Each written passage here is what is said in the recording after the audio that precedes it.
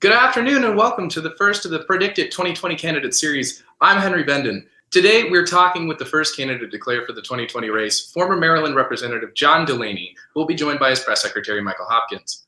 Mr. Delaney is a three-term congressman from Maryland's 6th district who came to Congress after a career as an entrepreneur and business leader. John has worked hard to get his message across, dedicating more time on the campaign trail than any other Democratic candidate, having declared his candidacy 2 years ago in July of 2017.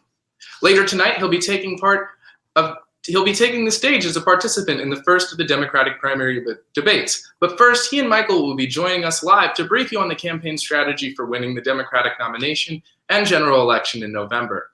For those of you that haven't used Shindig before, they're our hosts for the afternoon. You can ask a question simply by clicking on the Q at the bottom of the page and submitting it via text.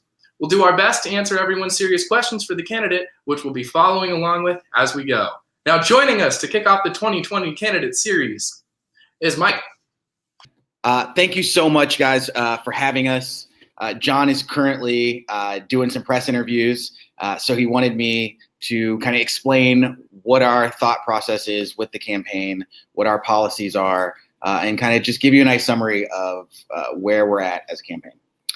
So to start off, about 2 years ago, John jumped into the race because he believed that we needed to move the country in a different direction. After the election of President Trump, he believed that we needed to get civility back in politics, and we needed to figure out a way to be able to work across party lines. Because one of the things we've seen since, actually before President Trump, but even worse now, is a fracturing among the parties. You're not seeing a lot of Democrats and Republicans actually get down and solve problems. And at John's essence, he's a problem solver. And a lot of that comes from his business background. For those of you that don't know, John took 2 companies public on the New York Stock Exchange. And at the time when he took his first company public, he was the youngest CEO on the stock exchange. So he's used to solving problems. He's used to building up new companies and putting people to work. And so, that's something that we need to bring back to Washington, because I think a lot of you will admit that Washington's broken and the system's broken. And so it's time for somebody to come back in and be willing to reach across party lines so that we can get things like immigration reform, get things like healthcare reform, solve our tax code problem, and trim down the deficit. So, what we're looking to do now as we head into election season is make our case to the voters as to why we're the best candidate. And I think that, as many of you will see, there are going to be lanes in this campaign. There's people like Joe Biden who kind of have their own lane. And then there's people like the Beto's and the Bookers who are going to be kind of the celebrity candidates. But if you look throughout history, at the end of the day, there's always a moderate candidate. And we think that we're very confident that we'll be that moderate candidate at the end of the day for a couple of reasons. We've made one of the benchmarks of our campaign healthcare reform. And, Senator Sanders has been the champion of Medicare for All, which we think is bad policy. And so we've aggressively taken on Medicare for All because it makes private insurance illegal. And so what we're seeing from other candidates is an embrace of Medicare for All, which is a mistake. Medicare for All makes private insurance illegal, which will, if passed, take away insurance from 150 million Americans who like their insurance. It's taking away their choice. And so we've made a big part of our campaign pushing back against that and introducing our own plan, Better Care. And what Better Care does is it takes the positives of Medicare for All, providing everyone universal healthcare coverage, which we believe is a fundamental right. Every American should have healthcare coverage, but also allows them to purchase from the private market.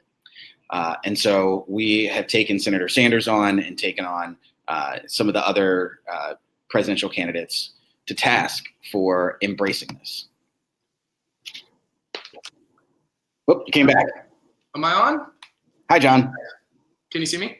Yep. Here we go. All right. So I wanted to come back on and just talk a little bit more to you, just questions-wise, about this Medicare for All difference that John has. And I'll give him a chance to elaborate later on. I wanted to really talk about what Medicare for all means for your campaign and why you're avoiding it, and what you're looking for in terms of where the government fills the healthcare gap. Yeah. So let me give you some of the statistics around our plan, and we can kind of explain how ours would work and why we believe it's the better plan moving forward. So Medicare for All right now would be fully government run. So that means that Donald Trump or Mike Pence would be in complete control of every American's healthcare. Our plan, Better Care, instead would have a universal market, so everyone would have access to a government plan. But instead of being forced to only have a government plan, you could buy additional supplemental insurance, or if you have insurance from your union, or anyone who's working for a company, let's say NBC. NBC has the ability to purchase insurance and get a better deal for it and add bells and whistles. And so that insurance would still be allowed under our plan. And we think that's very important. Okay, so understanding the necessity, in your guys' opinion, for a public-private partnership, what is a Delaney public plan look like? What's covered? So we've got the same coverage, minimum coverage as Obamacare. Okay. And so, there wouldn't be much change to the actual, the marketplace in terms of what's covered and what's not covered. How the government is helping people who are struggling to find health insurance in your care plan find and pay for insurance? Is this a provision from the government, or are you given money to go onto these government exchanges like Obamacare and afford your own? Yeah, so under our plan, no matter what, everyone automatically gets health insurance. So there wouldn't be kind of an incentive where you're given money so you can go out and purchase yours. You'd automatically get it. Now, if you didn't want to use the governmental insurance, then you could certainly go and purchase private insurance or negotiate through your employer for other insurance. But it would be completely covered just as a right, as a human right.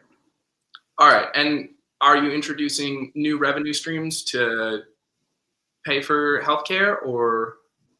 Yeah, so what we would do is we would get rid of, right now there is a tax credit, which employers are allowed to deduct the cost of healthcare.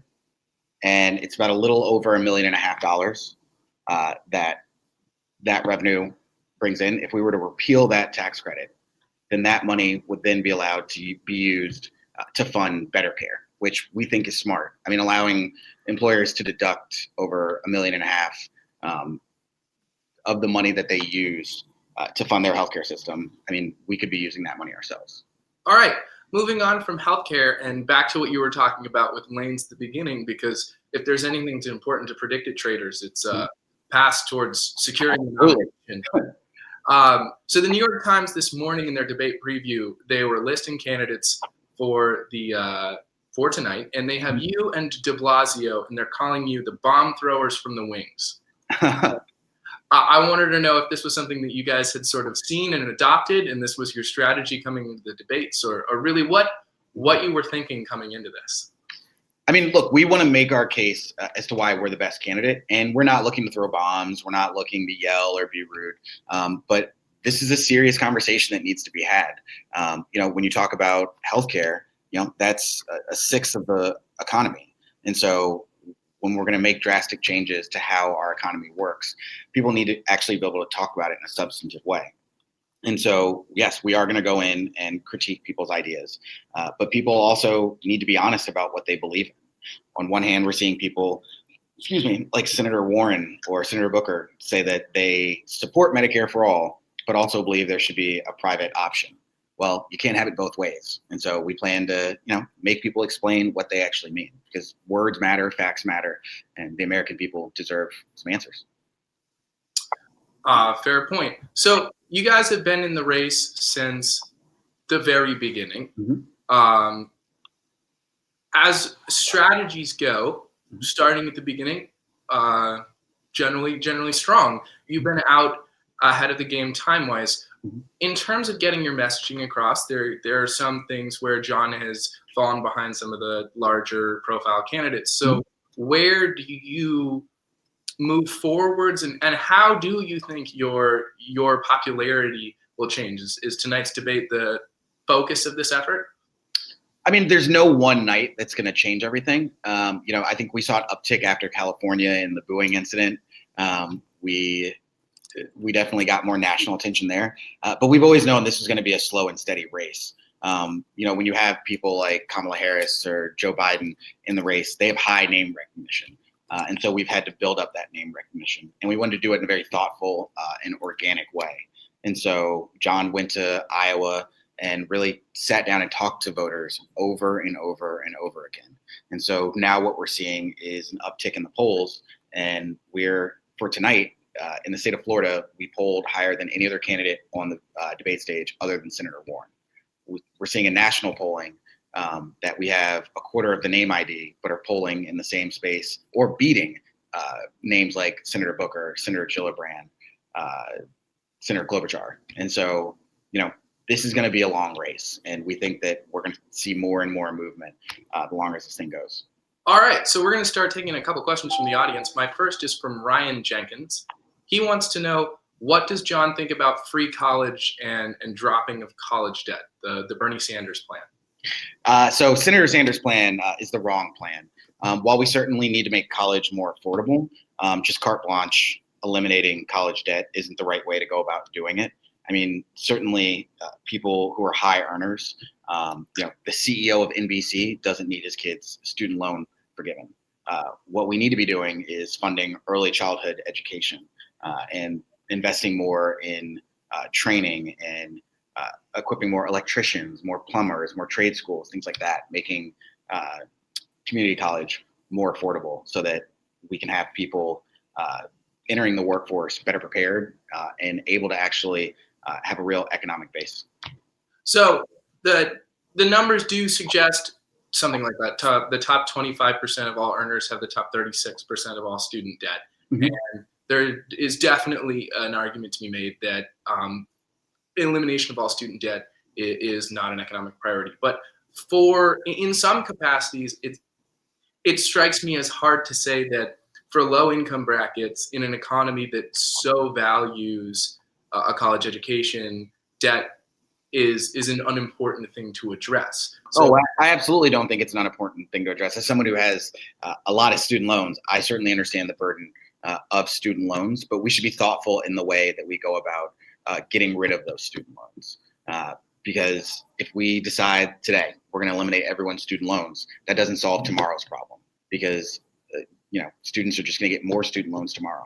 What we need to do is rein in the cost of student loans, the cost of student loans, the cost of education, things like that. And so, I think that there are options.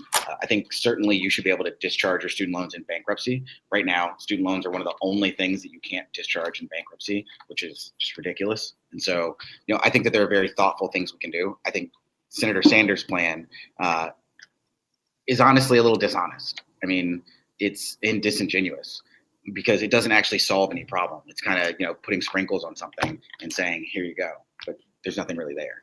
So it's all well and good to say this about Bernie Sanders' plan, Mm-hmm. but what is John's plan? Where is he? What is the specific policy agenda that he's going to address to go after student loan debt? Absolutely. So we're going to be rolling out a full educational plan in the upcoming weeks. But I can tell you now that John's plan is, one, to amend the bankruptcy code so that people who have taken on loans that are too burdensome will be able to discharge them in bankruptcy. But also it's, like I said, it's reining in institutions and reining in the cost of education. Because as someone who went to law school, I can tell you, I had textbooks that were, $800, $900 for a textbook.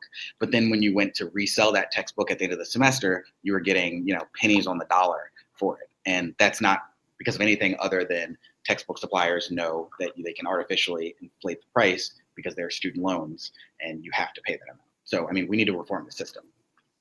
All right, so let's switch gears entirely because I've got questions in front of me. This comes from Max Egan. It's about autonomous vehicles. There you go. So Max says that autonomous vehicles is not something that other candidates talk about much.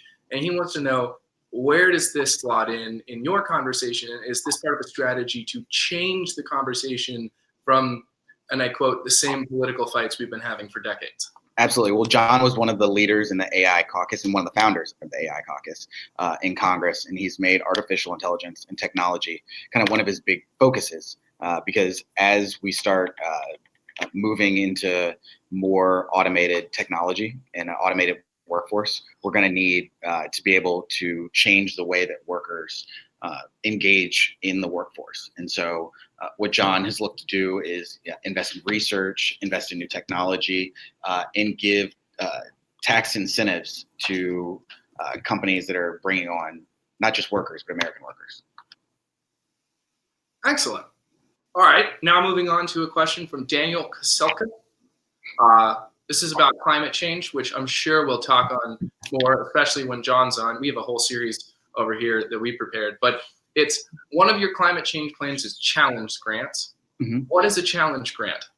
Okay, so a challenge grant is we want to institute a plan where, kind of like with Kennedy and the moonshot, we want to be able to say, this is our goal. And whether it's to get rid of plastics or to create a new energy source, we're going to set aside this amount of money, and any person or any company that can come up with a way to solve that problem, then we'll provide money for research to be able to do that.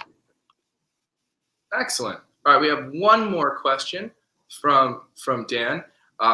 It has nothing to do with the question he just asked. It's about statehood.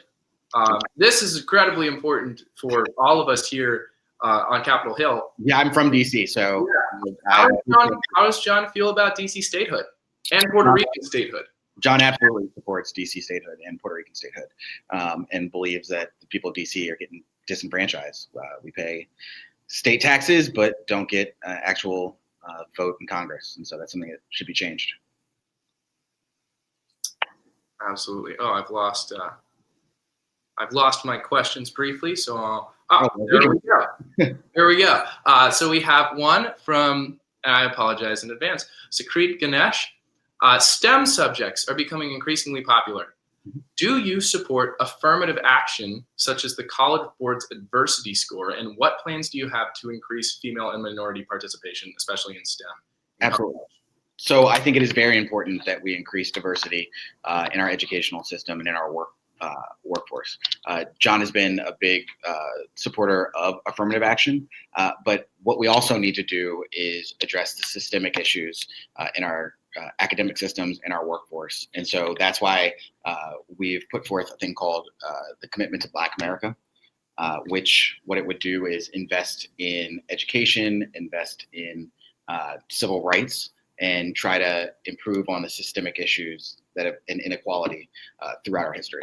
So I'm glad you brought this commitment up. It's one of the things that we spent a lot of time here reading about. I wanted to talk specifically about a couple of policy proposals. One of them says nonprofit banks. Mm-hmm. What is a nonprofit bank? And is it like a postal system bank like you have in a lot of Europe? Yeah, it's a community bank. It's an entity that obviously isn't looking to make a profit, but is centered in, so let me back up. In a lot of urban communities, what we're seeing is people don't have access to, Bank of America, to Chase because of credit issues. And so what we want to do is create banks that will allow low-income individuals to be able to have checking accounts and savings accounts. Because what a lot of people, don't realize, when you don't have a checking account, you can't really engage in just basic day-to-day activities, whether it be shopping, whether it be trying to set up appointments.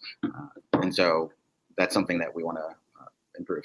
So another aspect of day-to-day finances, especially in these communities, is the scourge of payday lenders. Absolutely. The fact that, especially when you don't have access to a Chase, mm-hmm. you turn to these incredibly high interest short-term loans. Does John have a plan for payday loans? Well, so payday loans are a really complicated issue because on one hand, you want to eliminate their ability to prey on vulnerable communities. But at the same time, if you eliminate all payday loans, then people who are living paycheck to paycheck, who may actually need a payday lending system, won't have that option. And so I don't mean to interrupt, but my question for you on that is, I understand that, but can you go out and say something like, okay, we're going to cap interest at, say, 15 or 30%, some credit card like number instead? 800. Yeah. And so, I mean, there are certainly caps you can put in place, but what we're looking to do is take a holistic approach to it. And rather than just address payday loans, we want to address the banking system in general. And so that's where the nonprofit banks come into play. Because if you have a banking system where people can invest and have checking accounts and savings accounts, then they can hopefully build up credit and be able to, in emergencies, be able to have funds to use. I mean, one of the things we're seeing now is that a large amount of Americans, a majority of Americans, in fact, can't afford a $500 emergency. And so that's just, that shows that there's a problem with our system. Okay. The last question on this is, how fast do you see this plan being practically implemented? Because changing the banking system is all well and great. It's a fantastic thing for the communities that it's going to affect. But this sounds like a change that's going to take a longer amount of time than, say, focusing on step-by-step issues like payday lending along the way might be able to help address. Yeah, well, so a lot of the things that John talks about are things that he's gotten bipartisan support on when he was a member of Congress. And so this nonprofit bank portion of it is something that received Republican and Democratic support. And so that's something that we believe in the first 100 days we would be able to address. Where is the funding for these these community banks coming from? It'll be a portion of tax incentives and using small business, the Small Business Bureau. Okay, so Small Business Bureau and tax incentives, but no direct funding from the federal government? It'll be a portion. I mean, there will be revenue that's derived from Congress, but the focus of this is going to be using a public-private partnership. All right. So now I have a question for you from Catherine Doyle. Mm-hmm. The question is that you've said that John wants to, and I quote, turn down the deficit. What does the candidate see as the desired ceiling? Trim down the deficit. Okay, I'm reading this. This is my bad. Yeah, but what does John see as the desired ceiling for the deficit? I think it depends on where the market is. I think John's big thing when it comes to the deficit is that we need to make sure it's okay to have a deficit, but we need to be responsible in the way that we're spending. And we should be tying things to inflation and not just drawing up huge tabs. And so having a deficit, I mean, that's kind of how governments work.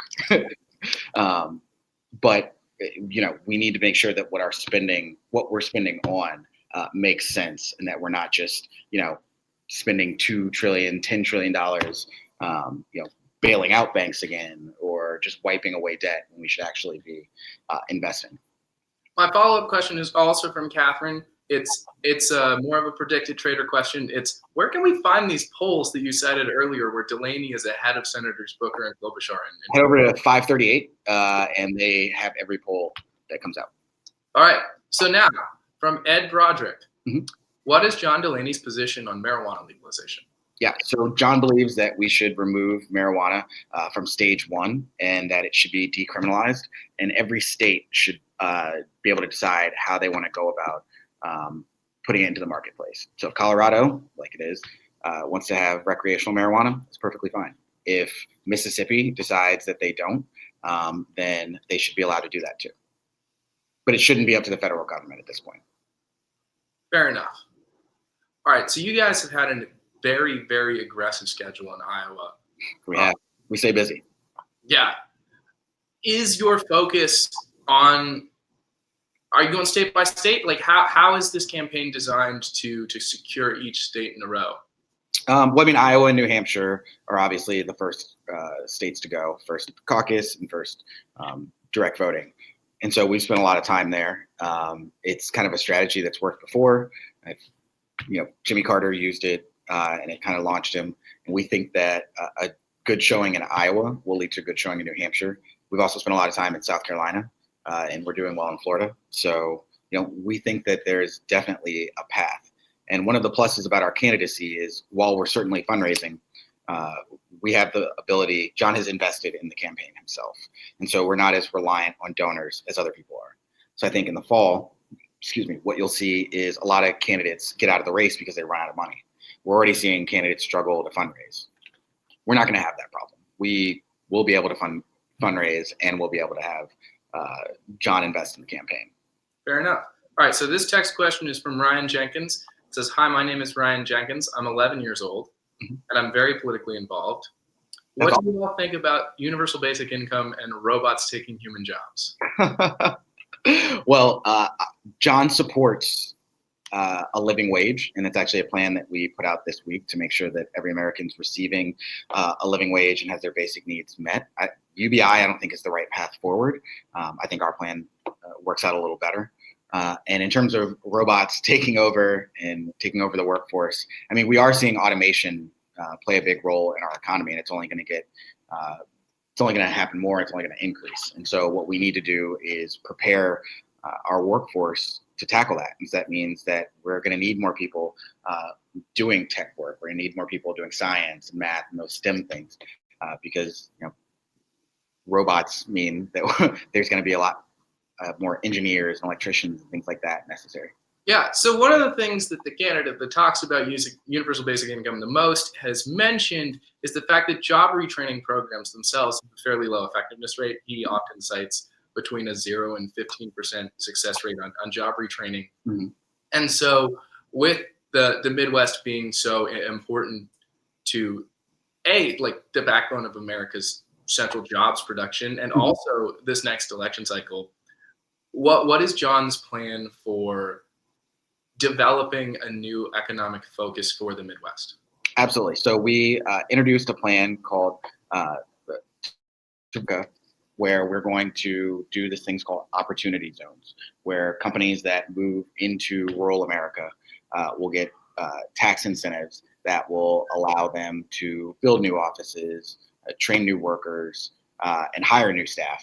And so we think that by doing that, by reinvesting in kind of the Midwest, in rural America, we'll be better positioned for everyone across the country to benefit, not just people on the coast. And I think part of that, just to go back real quick to healthcare, one of the problems we're seeing right now is a lack of access to healthcare in rural America, which is causing people to leave and go to bigger cities. And so what our plan does is make the reimbursement rates for healthcare higher so that we can have more hospitals. When you have more hospitals, you have more people willing to stay. And when people stay, that's a better tax base to pull from. So as a resident of Arlington, Virginia, which recently shelled out $330 million in tax incentives over the next 7 trillion years to land Amazon's second headquarters, how does tax incentives, because there were all kinds of cities, Columbus, Ohio was offering tax incentives, St. Paul, Minnesota. Is this enough to keep these companies that, being in Arlington, right by Washington, D.C., you have 2, 3 airports, trains to the East Coast, and a higher educated on average workforce available. How are tax incentives enough, or is there more to your rural investment program that's really going to bring these companies to the Midwest? Yeah, so let me say, tax incentives alone will not solve the problem. There's no single thing that will solve any of these problems because they're very complicated. And so, you kind of have to take a holistic approach. But when it comes to specifically the Midwest and getting companies to move out there, I mean, look, there are good reasons for companies to move out to the Midwest. The cost of living is cheaper. The cost of property is cheaper. If we build things around, making sure that the lifestyle is better, then I do think we will see companies move out there. And so when we talk about, creating better hospitals, better schools, opportunity zones where more private companies can come in and start to build infrastructure, I think that in its totality, that will be a good way to rebuild. All right. Moving now from the Midwest to the southern border. This is a text question from Diana Rodriguez. She asks, what is John's position on immigration reform, and will he guarantee to reverse all Trump-era policies regarding immigration? Yeah, so John supports the comprehensive immigration bill from 2013 and has said that one of the first things he will do in office is to get that legislation signed. All right. All right, so this question comes from Brandy Travis. It is, how many candidates will remain in this race after this week's debate? What do you guys think? I think after tonight, we'll clear the field and John will be prepared to accept the nomination. Well, that's fantastic. We're done here. See, there you go. You heard it there. John's going to win right now. We're clearing the field. All right.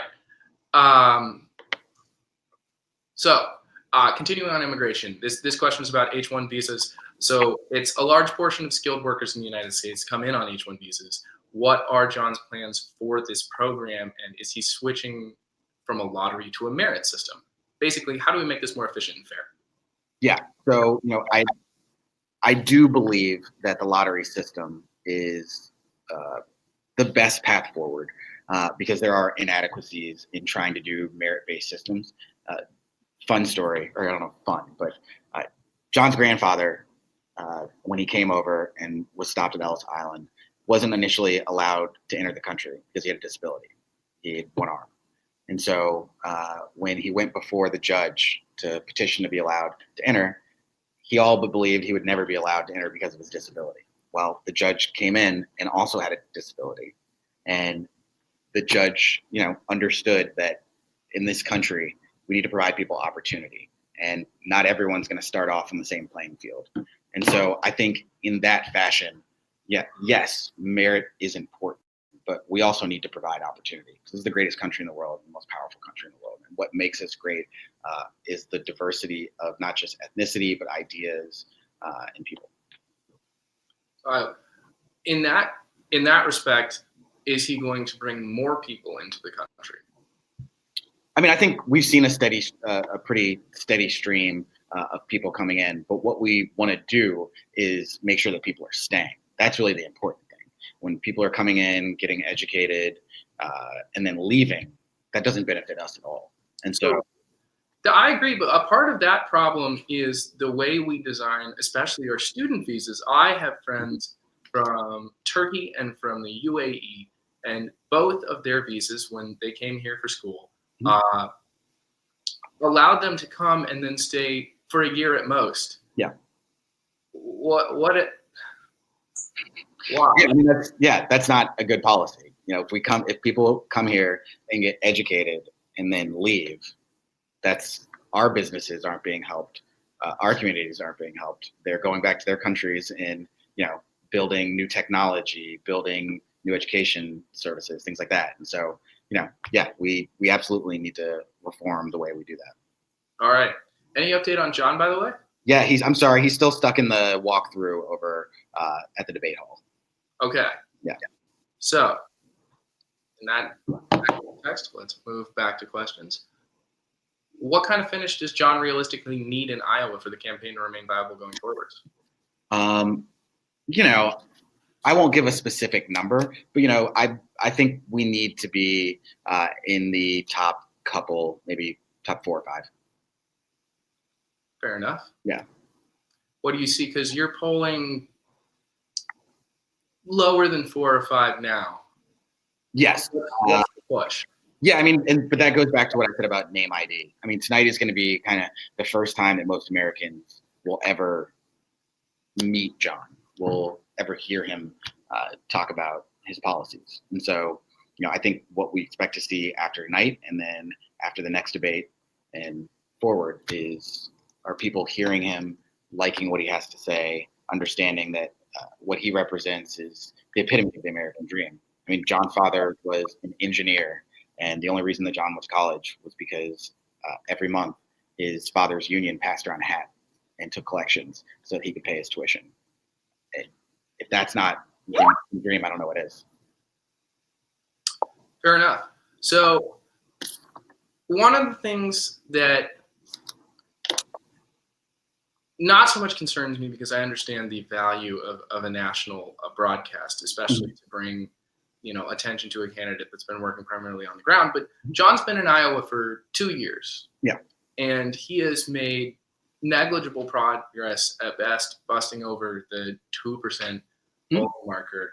And, on our site, it's equally. I will say this, though. Polling at 2% in Iowa during this cycle actually is kind of a big thing because the field's so big right now. And as you know, people in Iowa are very serious about kind of looking at their candidates and giving everyone a shot. And so, when we're competing against senators and governors with high name ID, it is going to take a while for us to get their support. And John spent the first 14 or 15 months of this campaign not asking for their support, not asking for their donation, but just introducing himself on the ground. And so if you look at some of the previous cycles, we're not far behind where Senator and then President Obama was at this point in the cycle. I mean, Donald Trump at this point in the 2016 race, I think, was polling about 3%. So yeah, we're not worried. All right, so a couple more questions with John locked away in the Fire away. Debate prep. I'm going to put all of foreign policy on you now. There we go. So the U.S. This question is also from Sucreet. He said the U.S. has backed non-Islamist autocrats in the Middle East like Mubarak and far-right leaders like Viktor Orban in the past. So, and right now, this is me ad-libbing, are allying themselves with some autocrats in the Koreas. Where does John stand on going forwards? I know his first foreign policy trip, he says, is going to be to touch base and reestablish connections with allies. But what does that mean, and who are the allies that John wants to orient himself towards in the future? I mean, we need to recommit to NATO. One of the most disappointing and dangerous things we've seen under the Trump administration has been his weakening of NATO and his embrace of dictators like Kim Jong-un and Vladimir Putin. And so what we need to do first on day one is let our allies know that we are with them, we stand behind them, and we will always support them. And so that will be part of the Delaney Doctrine. So how does the Delaney Doctrine affect the Middle East, especially Iran? Well, what we've seen is Republicans come into office and tend to start wars in the Middle East, whether it be George W. Bush or it looks like potentially President Trump, and then leave it to Democrats to clean up. And so when President Bush destabilized the Middle East by going to war with Iraq, it caused fracturing in Syria and Iran and all over. And so what Congressman Delaney has said is he will always be very intentional and thoughtful whenever putting American troops at risk. But what we have to do more than anything is stabilize the Middle East. And that comes through working with our allies. What stabilizing the Middle East, though, is a sentence that's often uttered and then followed by troops on the ground and no real progress. I mean, the historical context of the region is that of hundreds of foreign tribes placed into a colonial. Yes, which is why it's so difficult to tackle kind of the instability in the Middle East. But you can't bomb your way into that either. The only way you're going to do it is by getting allies, whether it be Saudi Arabia, UAE, to come in and work together. I mean, we need a peace process. We had the framework for one and the starting of one under President Clinton, but when Yitzhak Rabin was killed, that kind of made it more difficult. And so we need a recommitment. And the only way we can do that is by showing a steady hand. And what we're seeing now with President Trump is, Twitter foreign policy. And that's not helpful. And using bellicose language, talking about obliterating Iran.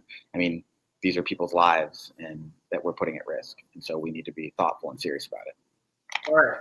So I'm going to go through the last question I have on the list, and then we have 3 minutes until the time that we allotted to the end. Yeah.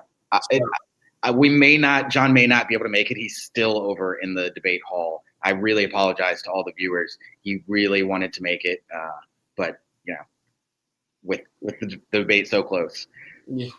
4 hours left, give or take. So this question is from Joaquin Myers. It's about the role of the State Department going forwards, especially after it's been affected by this administration, and how the State Department and its relationship with the White House and our intelligence community are important to our relationship with our allies going forwards. Effectively, what is his plan to reestablish that apparatus?